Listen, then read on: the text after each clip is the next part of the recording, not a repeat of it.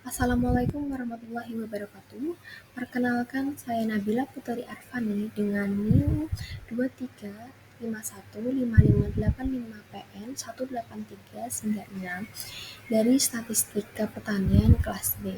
Saya akan memaparkan ujian tengah semester Statistika Pertanian.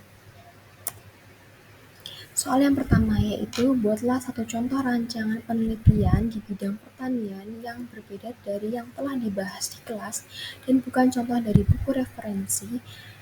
Rancangan penelitian tersebut berisi tujuan penelitian dan data yang dikumpulkan. Penelitian yang saya ambil adalah pengaruh pemberian pupuk organik terhadap pertumbuhan dan produksi tanaman tomat atau Solanum lycophyllum varietas unggul di lahan pertanian skala kecil.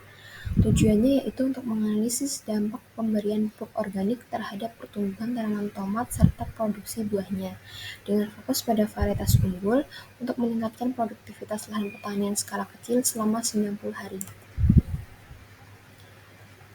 Waktu pengumpulan data menggunakan cross-section. Cross-section adalah data yang dikumpulkan dengan mengamati berbagai subjek, sedangkan jenis datanya adalah data primer, yaitu data yang dikumpulkan langsung dari sumbernya, yakni pengamatan pada tanaman tomat selama 90 hari.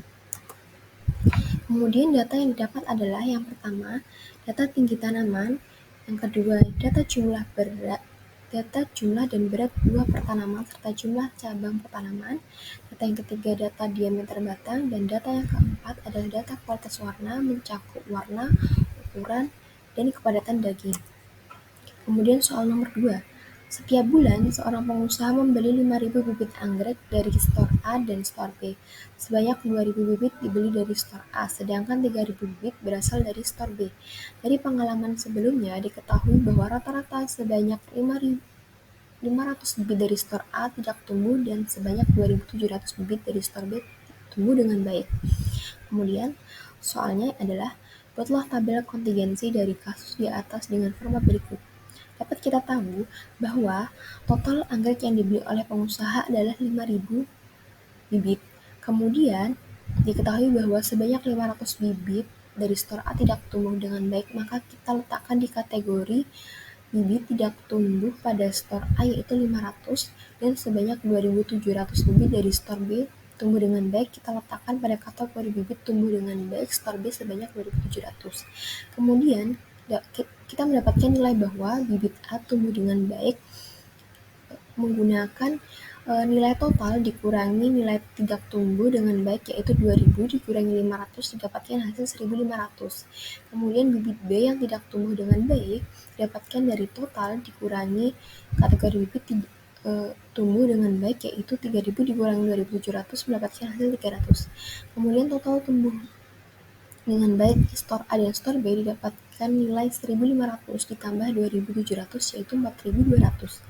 Sedangkan total tidak tumbuh dengan baik store A dan store B dapatkan nilai 500 dan ditambah 300 yaitu 800. Kemudian soal yang B. Jika sebuah bibit dipilih secara acak, hitunglah peluang bibit tersebut tumbuh dengan baik.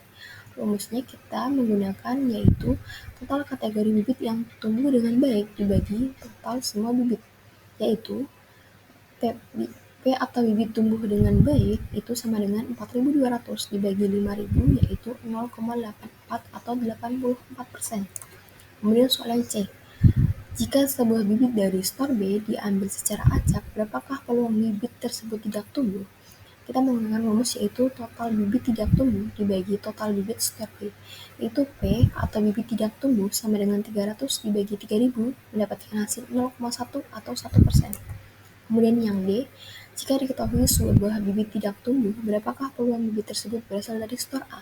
Kita menggunakan rumus bibit tidak tumbuh dari store A dibagi total bibit tidak tumbuh antara store A dan B, yaitu P atau bibit tidak tumbuh sama dengan 500 dibagi 800 mendapatkan hasil 0,625 atau 62,5%. Kemudian soal yang ketiga, yaitu A. Uraikan dengan jelas penggunaan statistika dalam paper yang saya bahas dalam kelompok saya. Penjelasan meliputi tujuan, jenis data, dan sumbernya, serta alasan pengumpulan data termasuk kesimpulan dari penelitian tersebut. Kelompok saya yaitu kelompok 19 menggunakan penelitian yang berjudul Technological Marketing and Social Change. Tujuannya yaitu untuk mengetahui tren evolusi dan karakteristik distribusi pertanian China dengan interval perencana pembangunan kurang lebih 5 tahun.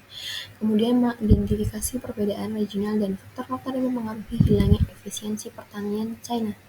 Dan tujuan terakhir adalah mengukur serta menguji kembali Agriculture Green Efficiency atau AGE di China. Kemudian ada beberapa data yang kami peroleh, yaitu yang pertama jenis data grafik garis.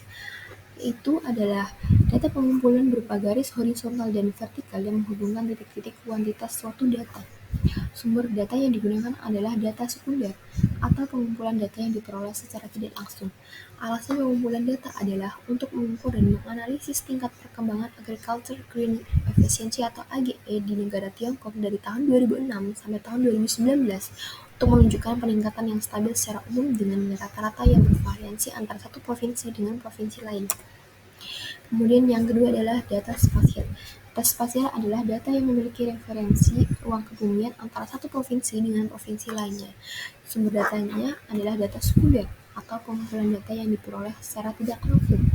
Alasan pengumpulan data yaitu untuk mengetahui tingkat perkembangan Agriculture Green Efficiency atau AGE di beberapa kota dan wilayah di Tiongkok. Efisiensi perkembangan AGE di wilayah Tiongkok disajikan dalam peta perkembangan tiap 4 tahun sekali dalam rentang 16 tahun, yaitu dari tahun 2006 sampai tahun 2019.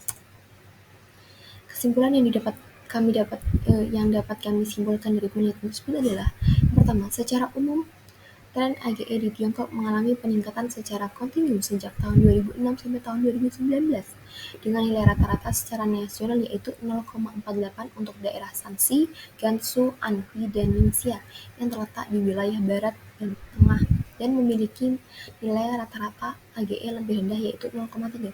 Sedangkan hasil analisis dinamika efisiensi menunjukkan bahwa rata-rata tingkat pertumbuhan tahunan AGE Tiongkok dari tahun 2006 sampai tahun 2019 sebesar 4,1%.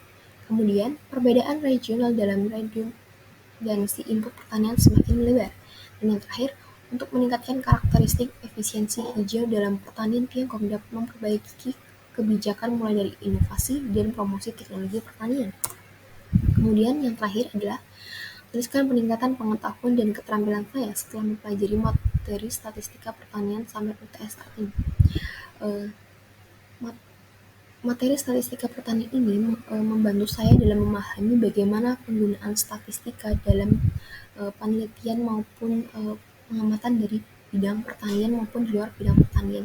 Juga data-data yang disajikan itu memiliki perbedaan masing-masing dan berbeda-beda. Kemudian baik ukuran tengah dan dispersi itu juga membantu saya dalam memahami bagaimana ukuran tengah itu digunakan. Kemudian ada peluang dalam penelitian itu untuk mengambil bagaimana variabel random tersebut. Kemudian distribusi peluang dan deret serta distribusi peluang dan kontinu. Sekian dari saya. Wassalamualaikum warahmatullahi wabarakatuh.